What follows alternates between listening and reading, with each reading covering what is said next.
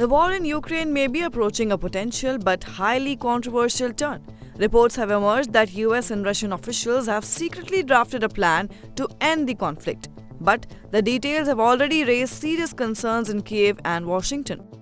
The proposal has been reportedly prepared by US President Donald Trump's special envoy Steve Witkoff and Kremlin advisor Kirill Dmitriev. So, what is this plan?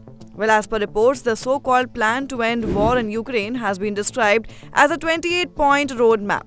According to multiple outlets, the plan could require Ukraine to give up territory in the east and drastically reduce the size of its military. It would allegedly grant Russia unprecedented influence over Ukraine's military and political decisions, a condition that President Volodymyr Zelensky has consistently rejected. Now, while the Kremlin downplays the reports and denies secret talks with US officials, Ukraine says it has only received signals about the plan and was not involved in drafting it. Meanwhile, Witkoff is expected to meet Zelensky in Turkey to discuss the proposals. The timing comes on a grim note as Russian missile and drone strikes recently killed at least 25 people in the city of Ternopil. The plan has also caused alarm in Washington.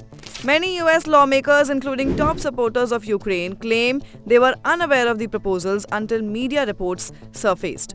Some have warned that any peace plan must include strong US military commitments to protect Ukraine's sovereignty rather than measures that could appear pro-Moscow.